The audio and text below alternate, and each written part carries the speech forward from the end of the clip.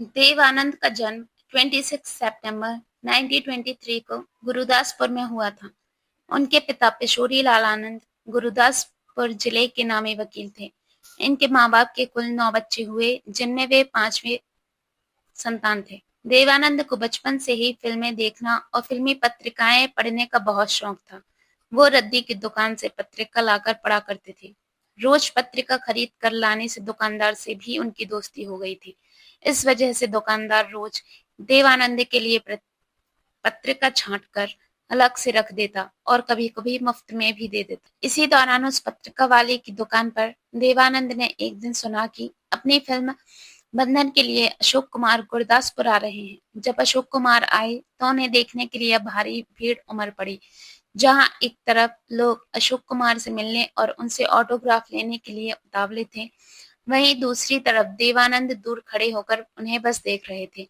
देवानंद के कॉलेज के अधिकतर छात्र आगे की पढ़ाई के लिए इंग्लैंड जा रहे थे। उनका भी मन विदेश जाकर पढ़ाई करने का था, लेकिन घर की माली हालत ठीक नहीं थी, इसलिए पिताजी उन्हें विदेश पढ़ाई के लिए नहीं भेज सके, क्योंकि उनके ऊपर और बच्चों की जिम्मेदारी भी थी। उसी दौरान देवानंद को इंडियन नेवी की नौकरी से भी रिजेक्ट कर दिया गया।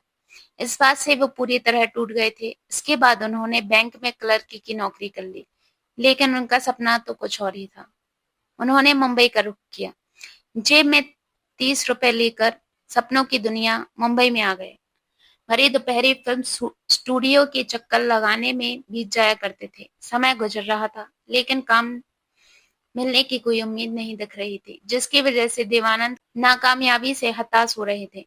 काम की इसी जद्दोजहद के दौरान उनके 30 रुपए भी खत्म हो गए। देवानंद ने काम के सिलसिले में कई लोगों के दरवाजे खटखटाए, लेकिन निराशा ही हाथ लगी। उन्होंने 85 रुपए मासिक वेतन के साथ एक जगह क्लर्क की नौकरी कर ली। कुछ टाइम बीतने के बाद नौकरी रास नहीं आई तो उसे भी छोड़ दिया। वजह ये भी थी कि उनका हाथ गणित में तंग था। इसके बाद उन्होंने ब्रिटिश आर्मी के सेंसर ऑफिस में काम किया। वहाँ उनका काम सेना के अधिकारियों के लिखे लेटर्स को पोस्ट करने से पहले पढ़ना का था। ब्रिटिश सरकार अपने अधिकारियों के खतों को भी सेंसर करती थी, ताकि कोई गोपनीय सूचना बाहर न आ जाए। लेकिन ज्यादातर चिट्ठियां वो ही होती थी जो सेना के जवान अपनी पत्नी या प्रेमिकाओं को लिखा करते थे। इस काम में उनका मन रम गया था, क्योंकि उन खतों को पढ़ना उन्हें बहुत अच्छा लगता था। सेंसर ऑफिस में काम करने के लिए देवानंद को 165 रुपए मिलते थे, जो उनकी सभी जरूरतों के लिहाज से ज्यादा ही थे। लेकिन धीरे धीरे उनको लग रहा था कि वे अपने सपनों से पीछे जा रहे हैं। वो नौकरी छोड़कर आगे बढ़ना चाहते थे, लेकिन कोई रास्ता नहीं था। इसी उलझन के दौरान उनके हाथ एक ऑफिसर का लिखा खत लगा, जिसने देवानंद को आगे बढ़ने का रास्ता दिखाया। उस खत में उन्होंने अपनी पत्नी को लिखा था, काश मैं अभी ये नौकरी छोड़ सकता तो सीधे तुम्हारे पास आता और तुम्हारी बाहों में होता। इस खत की लाइन, काश मैं अभी ये नौकरी छोड़ सकता, ये देवानंद को नए हौसलों ऊर्जा से भर दिया। उन्होंने ये नौकरी छोड़ दी और निकल पड़े अपने सपनों को। आराम की नौकरी छोड़कर एक बार फिर वो फिल्म स्टार बनने के सपने को पूरा करने के लिए चल दिए। उसी दौरान लोकल ट्रेन में एक मुसाफिर ने बताया कि प्रभात फिल्म कंपनी अपनी आने वाली फिल्म के लिए एक सुंदर नौजवान की तलाश कर रही है। अगले दिन देवानंद पहुंच गए फिल्म कंपनी, जहां उनकी मुलाकात कंपनी के मालिक बाबूराव पाई से हुई। बाबूराव पाई उनकी बातों और उनके बेबाक जवाब से बहुत प्रभावित हुए। कहा कि कल आकर पीएल संतोषी से मिल लेना। फिर अगले दिन उनकी मुलाकात पीएल संतोषी से हुई। उनको भी उन्होंने अपनी बातों और पर्सनैलिटी से इम्प्रेस कर लिया था। उन्होंने देवानंद को 3 साल की कॉन्ट्रैक्ट के साथ प्रभात फिल्म कंपनी का हिस्सा बना लिया। इस बैनर तले उनकी पहली फिल्म थी हम एक हैं, लेकिन ये फिल्म कुछ खास कमाल नहीं दिखा पाई। हालांकि यहीं से उनका फिल्मी सफर शुरू हो गया था। उन्हें इस दौरान कई और फिल्मों के भी ऑफर मिलने लगे। इसके बाद देश के विभाजन से देवानंद का प्रभात कंपनी के साथ कॉन्ट्रैक्ट भी खत्म हो गया। फिर कुछ दिन बाद देवानंद को अशोक कुमार की फिल्म जिद में काम मिल गया। ये वही फिल्म थी जिसने बतौर एक्टर फिल्म इंडस्ट्री में देवानंद को स्थापित किया। 1948 की फिल्म विद्या में देवानंद को उस दौर के एक्ट्रेस और सिंगर सुरैया के साथ काम करने का मौका मिला। उन दिनों सुरैया कामयाबी के शिखर पर थीं और देवानंद इंडस्ट्री में नए थे। इसी फिल्म की शूटिंग के पहले दिन दोनों की मुलाकात हुई। सुरैया को फिल्म डायरेक्टर ने देवानंद से मिलवाया और कहा कि यह हमारी फिल्म का नया हीरो। कोई और आगे की जानकारी देता उससे पहले देवानंद ने खुद से ही अपना परिचय दे दिया।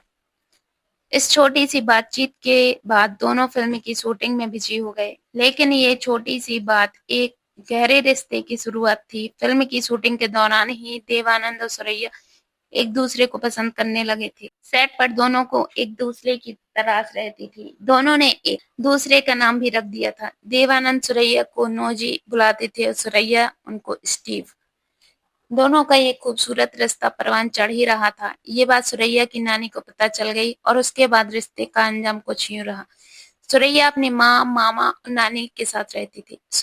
शुरुआत में देवानंद उनके घर डिनर पर जाते थे, लेकिन जब नानी को दोनों के रिश्ते की भनक लगी तो उन्होंने देवानंद के आने पर पाबंदी लगा दी। नानी को ये बिल्कुल पसंद नहीं था कि सुरैया की शादी किसी और धर्म के लड़के से हो। इसी वजह से वो रिश्ते के सख्त खिलाफ थी। 1950 में देवानंद सुरैया के साथ में 2 और फिल्में सनम और जीत साइन की, लेकिन दोनों ही फिल्में शूटिंग के दौरान सुरैया की नानी उनके साथ फिल्म सेट पर मौजूद रहती थी। दोनों ही रोमांटिक सीन्स को भी डायरेक्टर से हटाने के लिए कहती थी। दोनों के बात करने पर भी नानी ने रोक लगाती थी, इसलिए दोनों खत के जरिए बात किया करते थे। लेकिन खत का ये सिलसिला भी फिल्म की शूटिंग के बाद खत्म हो गया। दोनों ने शादी करने का फैसला किया, लेकिन नानी की वजह से भी वह मुकम्मल नहीं हो पाया। दोनों हमेशा के लिए अलग हो गए। इसकी वजह से सुरैया कभी अपने परिवार के खिलाफ जाने का हौसला नहीं कर पाए और उन्होंने ताउम्र बिना शादी के जीवन व्यतीत किया। सुरैया से अलगाव के बाद देवानंद बिल्कुल अकेले रह गए। इसी दौरान उनकी मुलाकात कल्पना कार्तिक से हुई।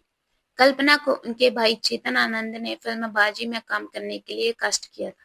फिल्म सेट के अलावा भी देवानंद और कल्पना मिलने लगे थे। दोनों को एक दूसरे का साथ अच्छा लग रहा था। बाजी की सफलता के बाद दोनों ने फिल्म टैक्सी ड्राइवर में भी एक साथ काम किया। पहली फिल्म में काम करने के लिए कल्पना को बहुत तारीफें मिली, जिसके बाद उन्हें देवानंद की प्रोडक्शन कंपनी के अलावा अन्य बैनर से भी ऑफर मिलने लगे थे, लेकिन इन सभी ऑफर्स को कल्पना ने मना कर दिया था।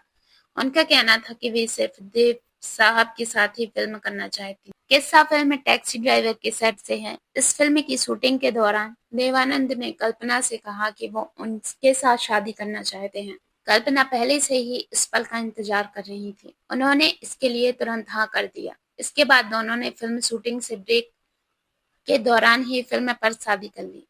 दोनों के 2 बच्चे हैं। हालांकि शादी के कुछ सालों बाद ही दोनों का पारिवारिक जीवन कोई खास अच्छा नहीं रहा, जिसके बाद दोनों अलग-अलग रहने लगे। देवानंद फिल्म हरे रामा हरे कृष्णा में बहन के किरदार के लिए एक एक्ट्रेस की तलाश में थे। कई एक्ट्रेस को उन्होंने इस रोल के लिए अप्रोच भी किया, लेकिन सभी ने ये कहकर मना कर दिया कि फिल्म में कोई उनकी बहन का रोल नहीं करना चाहता।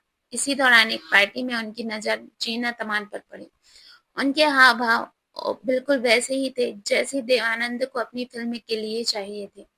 देवानंद ने उन्हें इस रोल के लिए अप्रोच किया और जीनत अमान मान भी गईं। साथ ही वो स्क्रीन टेस्ट में भी पास हो गईं। इस फिल्म की सफलता के बाद जीनत अमान की पॉपुलैरिटी में 4 चांद लग गए। इसके बाद दोनों फिल्में हीरा पन्ना में एक साथ नजर। किस्सा किस्सा दम मारो दम गाने से जुड़ा हुआ है। फिल्म हरे रामा हरे कृष्णा की सिल्वर जुबली सेलिब्रेशन में ऊषा उत्पल स्टेज पर दम मारो दम गाना गा रही थी। इसी बीच कुछ लोग जीनत अमान को उठाकर स्टेज पर ले गए, उन्हें कंधे पर बैठा लिया। देवानंद को जीनत अमान पर गर्व था, लेकिन जीनत की सफलता से उनको जलन भी होने लगी। उनका मानना था कि जीनत को कामयाबी उन्हीं की बदौलत मिली है। हालांकि बाद में उन्हें यह एहसास हुआ कि उनकी ये सोच गलत है।